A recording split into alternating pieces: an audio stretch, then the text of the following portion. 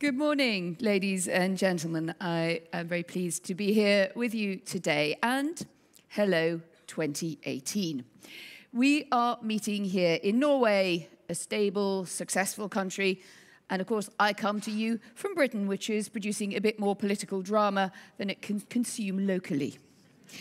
But we do have something in common in these exciting, disrupted times, and that is changes to established ways of thinking, of learning, and of working. We both face these challenges and sometimes upsets into the way we look around us, the way we prepare for work, the way that our workplaces are evolving. And actually what I do need is my clicker, so I can't proceed without a bit of help from someone whose name you will know. This is my friend Sophie, the humanoid. We're going to hear from her a bit later.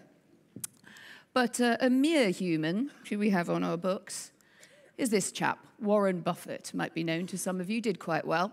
What the human being is best at doing is interpreting all new information so that prior conclusions remain intact. I'm sure that won't happen today, by the way. And of course, we all interpret that as applying much more to the people sitting next to us than we do to ourselves, right? But what economists now deem to be the third great wave of economic change poses conundrums. It's set off by advances that we all know about in computational power, in automation, in robotics, my friend Sophie being a good example, but the consequences are all too human. They affect our politics, they affect our society and our social cohesion. And one of the themes that I noticed talking to other guests is going to come to you today from various viewpoints is that commercial computational power is creeping up the professional scale of the jobs that it disrupts. So we once had a situation in which jobs were seen as for life. We now often don't know if that job will remain the same in the next couple of years or 5 years.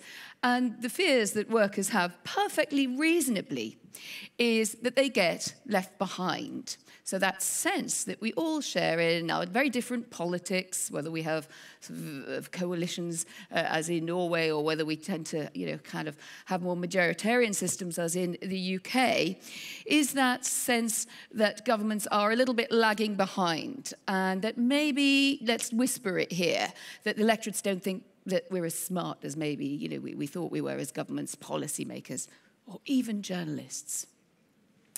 Now, I used to say quite smugly as someone who writes and broadcasts for a living that I was pretty safe from being disrupted. After all, you couldn't really just get a bot in to host Economist Radio or talk to you today or make BBC programmes. Well, what hubris? Because then I met Mr. Kai-Fu Lee, who runs Sinovation, a big voice recognition company in China. And I casually challenged him over a drink as to whether he could make a bot of me. Well, Mr. Lee listened to my work and concluded that a great deal of my mental labour, he said, could be reproduced with enough data input from previous offerings. Thanks, I thought. Well, anyway, he said, don't worry. He said, you're still quite safe. He said, because you have spontaneous humour. And that is literally all that is saving me from unemployment, I tell you. But he's working on it. This is the worst bit. He's working on it. And his killer conclusion, it depends how original your humour is. The shame of it.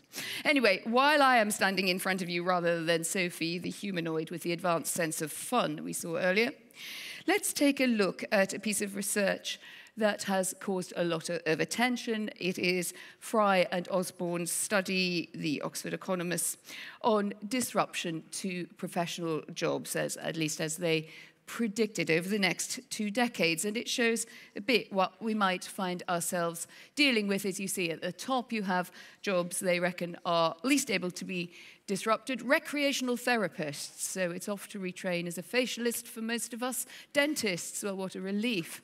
But as you see, as you go about really to the jobs which are more threatened, you do get to this interesting area where we have large numbers of people employed, retail salespersons, accountants, auditors, telemarketers, and the like.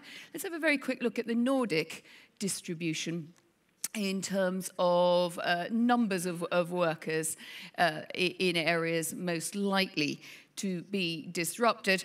Well, you can see the peaks at either end of the distribution clearly here, which either means that workers are quite sheltered from the very rough winds of change or very vulnerable. The good news, I would say, and admittedly we have slightly cobbled together Finland and Norway here, which I'm sure doesn't always, there are some differences, but the trends are broadly similar, is that it's a better place to be than having a lot of threatened workers in the middle. Why? Well, because it's easier to begin to sort of look at the sectors in which you have very few or a lot of workers, and policymakers are therefore perhaps a bit focused earlier on where they should be putting their attention. So that might be kind of quite good news for your Prime Minister this morning. Well, as you can sort of see, the least threatened Nordic jobs, actually I didn't put up the data, but they're fairly similar to the earlier Fried and Osborne. And they include, specifically for the Nordic world, managing hotels, being a nutritionist, a speech therapist, or something called directly managing public services. I'm a bit worried about that because actually I think these are areas where automation will come on much faster. And I think that one challenge that I might have here is that administration, and particularly public service administration, not only, but particularly, might be facing more of a challenge here than that study shows. So, as The Economist said when Deep Blue, the chess machine, first defeated a human, of course it wasn't Magnus Carlsen, otherwise it wouldn't have happened. If your job looks like chess, change your job, or at least prepare to upskill it. Well, fear not, we humans do still matter in two big ways. One is that technology can't function without us. Even in Blade Runner, there are some jobs left for the very few humans. It does, however, make demands that we change our roles and our interaction with the way that we deal with automation. So a ground-based delivery drone might be able to deliver us that IKEA sofa. But to get it into place and to make it somehow fit in a serendipitous way with your surroundings, unless you want to live in an IKEA showroom, it is very good to have a mortal involved. But the role of the human being in that interrelation, in this case in a consumer transaction, is already changing. And not only in soft furnishings. The rise of 3D printing, of wearable tech, which probably a lot of you have got on your wrists already today. Smart kettles. I realized as soon as I mentioned kettles that was such a British thing, because who else makes as much tea as the Brits? But forgive me, I brought my baggage with me. And even smarter TVs, and now, of course, we're into the wilder frontiers of brain-computer interfaces.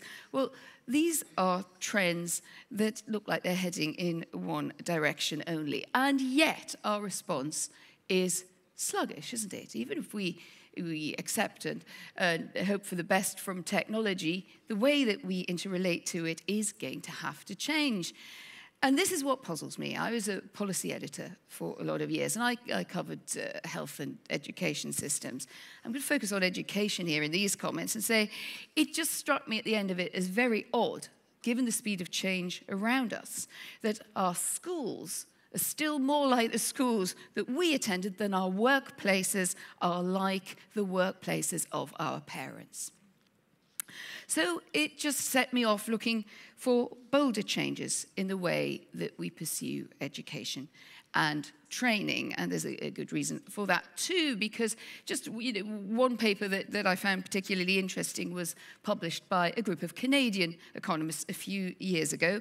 And it looked at the assumptions, over-optimistic assumptions they thought about demand for non-routine work, so what we might call professional or higher status work.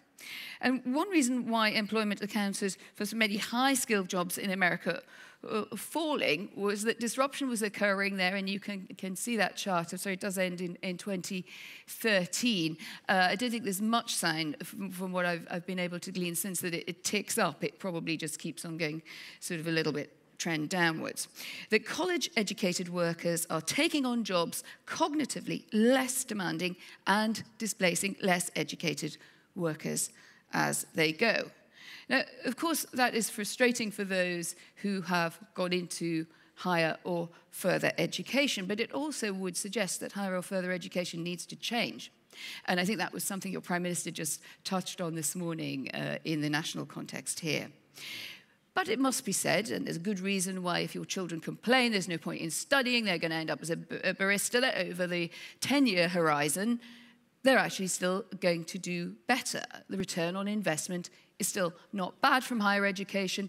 I'm suggesting it needs to be a lot better and the offer needs to be sharpened up. But these problems, they're still moderate compared with those of the lower skilled, and the lack of commitment and expertise in expanding skills in the lower socioeconomic groups is a headache that will come to haunt us very fast. This is an OECD report on that matter. Workforce training biased against those who need it most. I like the way that they phrase that. 70 to 80% of high-skilled workers get on-the-job training each year compared to just 20% of low-skilled workers. Why? I asked a number of employers this across a number of different European countries, and one of them said very directly, because it's harder than training educated workforces, so we don't do so much of it. Well, you can understand immediately why that is a problem. Those at the bottom end of the skills range or new into the employment market, sometimes from other ethnic backgrounds, they are most in need of continuing training because their jobs get eaten up faster than anybody else's. Political consequences follow. A feeling of being left out, of being distanced from elites, from the well-off, from the capital of a country. I notice that much more coming from the north of England, that when I go to London, people from the north seem to think I've gone to a completely different planet. We eat away at our social glue this way. And then we wonder why insurgent parties preaching frustration and anger improve their vote. We are sometimes a bit slow on the uptake. We need to pivot the way education and training work, a greater emphasis on a mix of skills. We also need to accept that soft skills matter much more than we have seriously analysed, reflected, or integrated. According to one big study at Harvard, most of the job growth in the United States between 1980 and about 2015 was in work requiring relatively higher degrees of social skills than before. That goes for jobs in which you could once get away with being what I would call gifted but grumpy from the coexistence of surgeons and clinical robots, and I'm pretty sure the rise of the classroom assistant alongside flesh and blood teachers. A very bright girl in a school class told me that she wanted to be a psychologist for robots when she grew up, putting right malfunctions in the interaction with humans. Her teacher rather dully said, "That's not a job, not yet." The girl said, "Well, I think we should hire her." Now, one way we might approach this is to look more closely at the role of rich world universities. It was my specialism for a while, and I left it convinced that too many universities do too much of the same thing in the same way, on the same model as their peers. In fact, the more they're like their equivalents, the better they feel about themselves. And I realize I'm saying this in front of a room of highly talented Norwegian graduates. So I may not get out alive, but there are, I think, real questions about the Norwegian system and why a country that performs so strongly in PISA and in secondary education, and which has a big commitment to free higher education, is not perhaps making the best of it. And the ratings kind of show it. Whichever one you take, or however much you aggregate them, you come out with a fairly modest performance by Norwegian universities. And this is the response. It was actually a government-sponsored study. It slammed the university rankings as useless. Well, we know that trick. I mean, really, it would be better to take it more seriously. I mean, where is the development that is really going to power Norwegian universities in the future? What would it offer the girl who wanted to be the robot psychologist? So I'm going to suggest that to stand out in an increasingly vibrant global market in higher education, the offer needs to be more than just some peaks of expertise. It needs to stretch across boundaries. I'm going to suggest that nimble economies in universities and elsewhere need more place for outriders, for disruptors, for the awkward squad. And they can't all come from the same cosy circles. I am concerned that we are facing now a politics of anxiety and of backlashes. And so I'm just going to finish by showing you a couple of slides. And one is Brexit voter age in the UK. What I want you to focus on is the 25 to 49 group, which I'm sure that anyone involved in politics in the room would recognise. This is absolutely this core of people establishing themselves in the workplace, established in their family lives, or getting there. If you haven't got them, you basically lost the argument. Yes, they voted Remain, but by a 6% margin. Clearly, nothing like able to offset what was going to happen in the older demographics on leave. The much younger people voted to Remain, it must be said, but not so many of them. Then let's look at Germany, AfD voter age. Now, here's another case in which I think we had a bit of an upset to established expectations. It wasn't the old, primarily, sorry, the blue is the AfD, just for a quick, light blue, is a quick reference point. What we see is it's those in the middle demographics, again, as 30 to 44, 45 to 59 also, who feel most threatened, most put out, most disrupted, and who are making their voices felt in protest. So on Brexit, I sort of said, you've got to talk about Brexit, so I will in 30 seconds. I would be very happy to see us emerge with something closer to the Norwegian model. If we can't get into or stay in EFTA, or AOS, sorry, as you would say here, then I would be happy to go as close as possible. But the big decision that the UK needs to make is to whether it pursues that and puts its chips on the table in defence of that, or whether it opts for something harder, a hard Brexit, so-called a Canada-style deal. But either way, we have to be careful that we do deliver on something that the electorate told us. Perhaps people expected an impractical, a Usain Bolt Brexit that would happen overnight.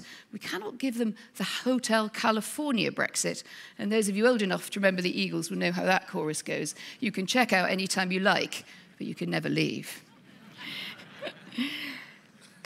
Crucially, I think what we're looking at here, whether we look at Brexit, whether we look at AfD, or perhaps a softer form of populism here in Norway with the continued relative success of the Progress Party, is a sense that many people feel deracinated. They feel that they have a lost importance in national identity, uncertain ties, and anxiety about their future and their children's future. The paradox is that we can only deal with these discomforts and discontents of more changeable economies if we're prepared to make bolder changes in the way we think ahead and get more used to the unexpected. We can't decouple politics and the responses to it from the future of work. In my book, Minister of Work should be one of the top cabinet posts, not a mid-ranking one. And if human beings are more insecure, more unpredictable than they have been at any point, perhaps since 1945 in prosperous Western Europe, then they are asking us to pay more attention to the impact of the changes they're living with and the impact of the changes that they sense are to come. And we can check it out with Sophie. I don't think they're wrong. Thank you very much.